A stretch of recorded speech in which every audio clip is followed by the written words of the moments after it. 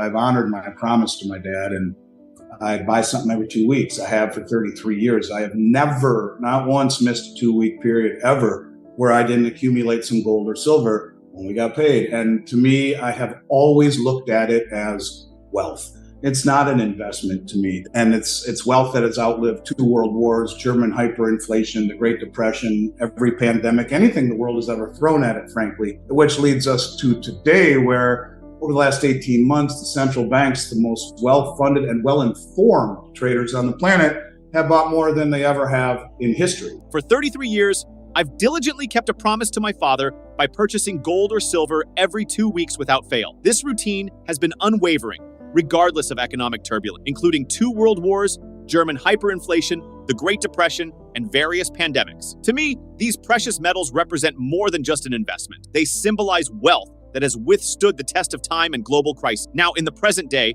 the significance of my steadfast commitment is highlighted by recent events. Over the past 18 months, central banks, equipped with unparalleled resources and insights, have been accumulating gold and silver at unprecedented rates. This trend underscores the enduring value and resilience of these assets in the face of uncertainty and volatility in the financial market. But before we proceed, please remember to show your appreciation for this video. And so they find it to be significant. But what opened up my eyes is an event that happened in 2019. And it really started opening my eyes in 2017. In all of the public speaking I was doing, I would talk about what started to happen in 2017. In 2017, we had witnessed 6 years of a downdrafting market where the price of gold and silver, from its high of $1,915 in gold and just about $50 in silver in 2011. From that point forward, for the next 6 years, it drafted downwards. And by 2017, I wanted to hide under my desk or just not come into the office, because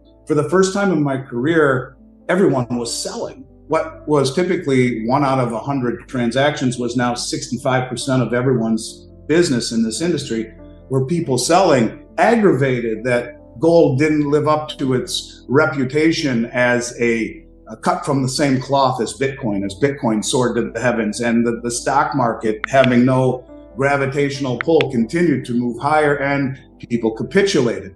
Yet in 2017, something very interesting happened as all of this anti-gold rhetoric was fluttering around the ether. The German Bundesbank, who had tried for 3 years to get its gold back, made a very public disclosure demanding that the Fed send it back its gold. Now, this caught my attention. Why is the Bundesbank repatriating their gold when all central banks have been selling gold the last several years? And what really caught my eye is that within a few months of that happening, the Bank of Austria, Poland, Hungary, the Czech National Bank, the Dutch National Bank, all of these Eastern European banks did the same thing. They requested their gold back from the New York Fed and the Bank of England, and they made it fairly public.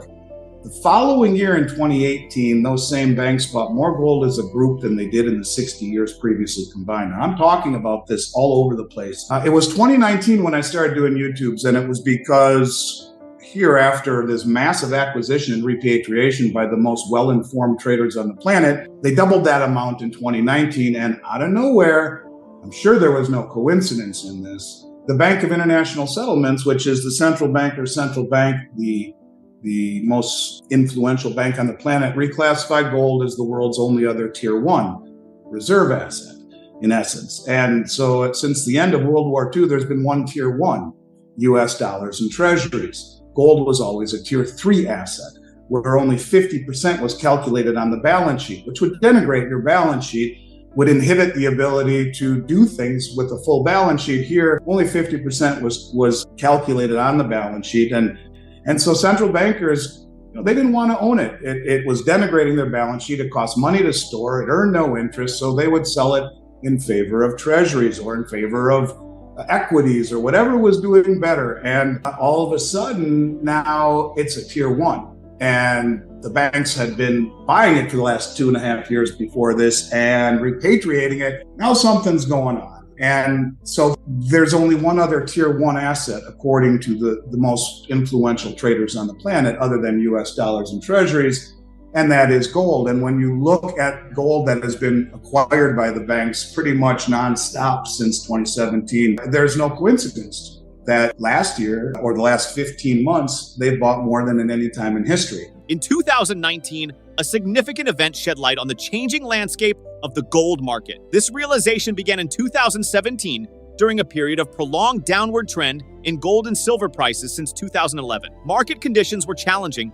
with a shift towards selling gold, contrasting sharply with the rising popularity of Bitcoin and the stock market. However, amidst this skepticism towards gold, a notable development occurred. The German Bundesbank publicly demanded the return of its gold reserves from the Federal Reserve. This sparked curiosity as to why central banks were repatriating gold when selling had been the trend for years. Subsequently, other Eastern European banks followed suit, requesting their gold back from storage in New York and London. Surprisingly, these same banks then proceeded to purchase more gold collectively in 2018 than they had in the past 6 decades combined. This trend continued into 2019, with a doubling of gold acquisitions by these well-informed institutions. The Bank of International Settlements, recognizing this shift, reclassified gold as a Tier 1 reserve asset, elevating its status in the financial world. This change marked a departure from the historical perception of gold as a less favorable asset due to its costs and lack of interest yield. The increased acquisition of gold by central banks since 2017 suggests a significant shift in perception and strategy, positioning gold as a key asset in global reserves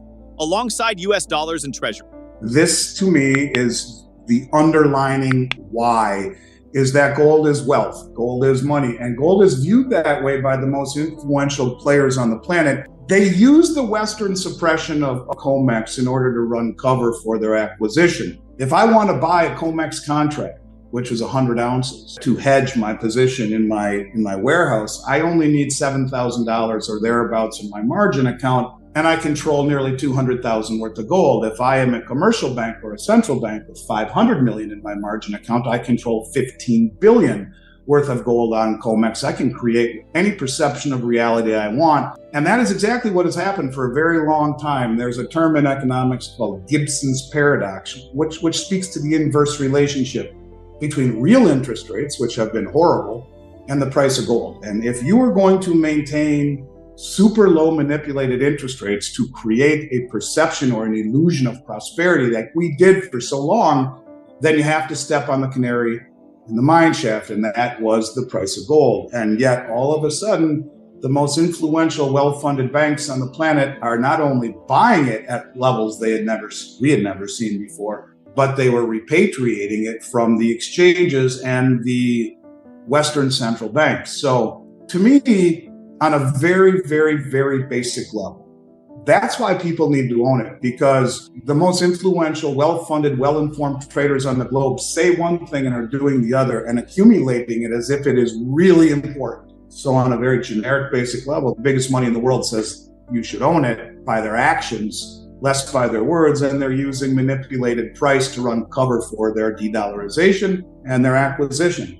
That's why you need to own it. Look, the paper market still is the tail wagging the dog, no question about it. But I could argue it's losing its ability to continue to do this at a rapid pace. The London Metals Exchange is a good example.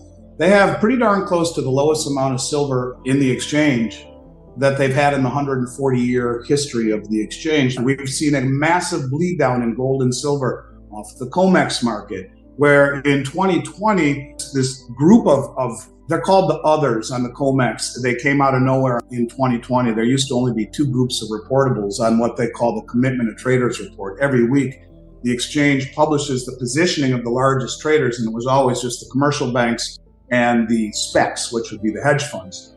That's it. And then out of nowhere in 2020, they published a new group of reportables they call the others. I believe they are sovereign wealth funds and very well-to-do family offices who are draining the exchanges along with the central banks, to the point where in 1 year in 2020, we saw more silver delivered than in a decade before combined. They took more gold off in 2020 than the Bank of Japan has in their official holdings. And these trends, both in what's called exchange for physical, where you can buy a COMEX contract and exchange it for physical in London, and or the bleeding down of the COMEX, is to the point where you're at the second lowest level of silver in the registered category in the history of the COMEX, and massive bleed downs in gold in a market that was never designed to be a delivery mechanism. This is why it's getting harder to suppress the price, because when the price gets suppressed, you have sovereign nations and sovereign wealth funds that are standing there like, okay, we'll take delivery. And so the delivery or the prospect of massive delivery off of the exchanges in an environment where the availability of metal is decreasing on these exchanges means we're getting closer and closer and closer to that moment. Look, it's easy for these players to manipulate a market by pushing it in the direction that it is going. When nobody wanted gold and silver, it was easy to suppress the price of gold. Now it becomes a very dangerous game. In essence, the value of gold lies in its perception as wealth and money, particularly among influential players in the financial world. These players manipulate markets, like COMEX, to their advantage, using strategies that involve leveraging minimal funds to control significant amounts of gold. Despite historically low real interest rates, these players are accumulating gold, even repatriating it from Western central banks, indicating its importance. This underscores the need for individuals to own gold, as the actions of these powerful entities speak louder than their words. Moreover, there are signs that the paper market's influence is waning, with notable decreases in silver and gold reserves on exchanges like COMEX and the London Metals Exchange. This trend makes it increasingly difficult to suppress gold prices artificially. As sovereign nations and wealth funds demand physical delivery, the pressure on exchanges mounts,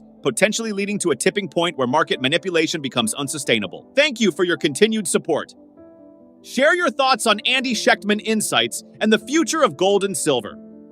In the comments below, don't forget to like, subscribe, and turn on notifications for more enlightening content on precious metals and financial strategies. Thanks for watching.